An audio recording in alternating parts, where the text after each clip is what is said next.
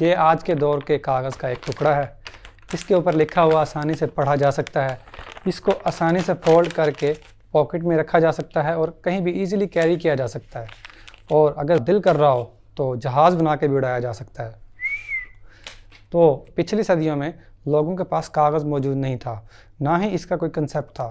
پچھلی صدیوں میں لوگ لکھنے کے لیے لکڑی، چمڑے اور دیگر چیزوں کا استعمال کرتے تھے۔ آج کی ویڈیو میں ہم جانیں گے کہ کاغذ کب، کہاں اور کیسے ایجاد ہوا۔ تو ویڈیو کا باقاعدہ آغاز کرنے سے پہلے میری آپ سب لوگوں سے ریکویسٹ ہے کہ چینل کو سبسکرائب کریں اور ویڈیو کو لائک کریں۔ تو چلیے شروع کرتے ہیں۔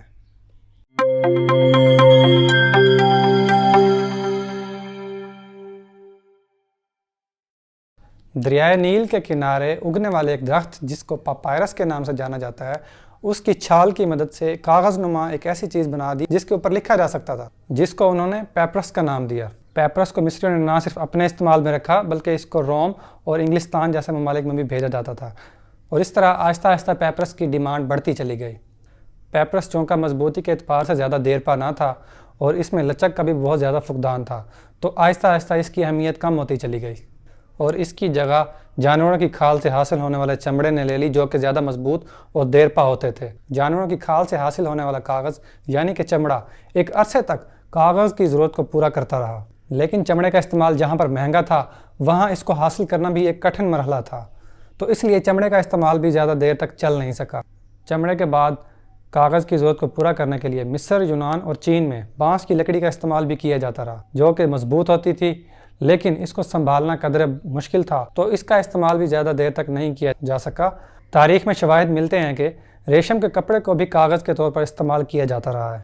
کاغذ کی اصل شکل کا ایجاد 100 سال قبل از مسیح یعنی کہ 100 ایئر بیفور کرش چین کے بادشاہ وو ہو کے ایک درباری تسائی لون نے کیا۔ 7ویں صدی تک چین کاغذ تیار کرنے کا بے تاج بادشاہ رہا۔ چین کاغذ کو خفیہ طور پر تیار کر کے دنیا کے مختلف ممالک میں بیچتا رہا اور منافع کماتا رہا۔ 751 میں جب سمرقند، جو کہ اب ازبکستان کہلاتا ہے، میں عباسی مسلمانوں کی سلطنت تھی جو کہ چین کو ایک آنکھ نہیں بھاتی تھی، تو چین نے مسلمانوں پر حملہ کر دیا۔ اس جنگ میں چینیوں کو شکست ہوئی اور وہ بھاگنے پر مجبور ہو گئے۔ تو گرفتار ہونے والے قیدیوں میں کافی سارے چینی ایسے بھی تھے جو کاغذ سازی کی صنعت سے وابستہ تھے، اور ان قیدیوں میں کاغذ سازی کی صنعت کا ماسٹر مائنڈ ٹیو ہانان بھی شامل تھا۔ تو مسلمانوں نے جنگ میں گرفتار کیے جانے والے قیدیوں سے کاغذ سازی کا ہنر سیکھا اور ان کو اپنے ساتھ شامل کر کے کاغذ سازی کی صنعت کا باقاعدہ آغاز کیا۔ جہاں تک چینیوں کو پہنچنے کے لیے ایک عرصہ لگا، مسلمان وہاں تک بہت ہی جلدی پہنچ گئے اور چینیوں کی نسبت ایک بہترین کاغذ پیدا کیا۔ مثلا چینی کاغذ کھردرا اور بے رد تھا، جبکہ مسلمانوں نے کاغذ کو انتہائی مہارت سے نہایت ملائم اور نفیس بنا دیا۔ 12ویں صدی میں ہسپانوی یعنی کہ ہسپینک مسلمانوں نے صنعت کاغذ سازی کا آغاز کیا۔ اس کے بعد یہ صنعت فرانس اور ہالینڈ منتقل ہوئی۔ ہالینڈ کے بعد اٹلی کاغذ سازی میں اپنا ایک مقام بنانے میں کامیاب ہو گیا۔ شروع میں اٹلی جنوبی جرمن کی کاغذ کی ضروریات پوری کرتا رہا، لیکن رفتہ رفتہ جرمن خود کاغذ سازی میں نہ صرف خود کفیل ہو گئے بلکہ کئی دوسرے ممالک کی ضروریات بھی پوری کرنے لگے۔ انگلینڈ ان سب ممالک کے مقابلے میں کاغذ سازی کی صنعت میں سب سے آخر میں داخل ہوا۔ انگلینڈ 15ویں صدی میں اس صنعت میں داخل ہوا۔ 18ویں صدی تک کاغذ ہاتھ سے چلائی جانے والی مشینوں سے بنایا جاتا رہا، لیکن آہستہ آہستہ کاغذ کا استعمال پوری دنیا میں پھیلتا چلا گیا اور اس کی ضرورت بھی بڑھتی گئی۔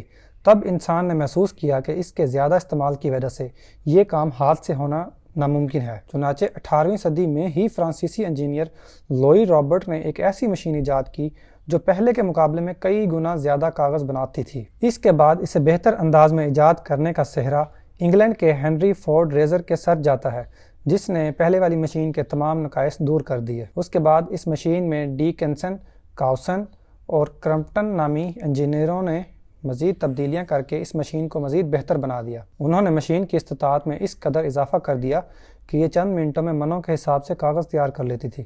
اس مشین کی نمایاں خصوصیات یہ تھی کہ پہلے والے کاغذ کے مقابلے میں اس نے کئی گنا زیادہ نفیس کاغذ تیار کرنا شروع کر دیا، جو لاگت میں بھی انتہائی کم قیمت تھا۔ اس سے بھی حیران کن بات یہ تھی کہ دستی مشین جتنا کاغذ ایک سال میں تیار کرتی تھی، یہ مشین اتنا کاغذ ایک دن میں تیار کر لیتی تھی۔ یوں تو ہندوستان میں مسلمان کی آمد کے ساتھ ہی کسی نہ کسی طور کاغذ تیار ہوتا آیا ہے، لیکن مشینی کاغذ کی شروعات برِ صغیر میں 1876 میں بالی کے مقام پر رائل پیپرز نامی ایک کارخانے سے ہوئی، جس میں ڈاکٹر کیپری کی تیار کردہ مشین کو استعمال کیا جاتا رہا۔ لیکن جلد ہی ہندوستان کاغذ سازی کی صنعت میں ترقی کرنے لگا اور مختلف کمپنیاں چھوٹے چھوٹے کارخانے لگا کر کاغذ کی مقامی ضرورت کو پورا کرتی رہیں۔ 1918 میں انڈین پیپرز نامی ایک کمپنی نے بانس کے گودے سے کاغذ تیار کر کے دنیا کو حیران کر دیا۔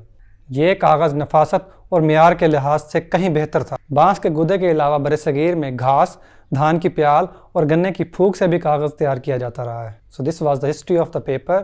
If you like this video, please like, comment and subscribe my channel. See you guys in the next video. Allah Hafiz.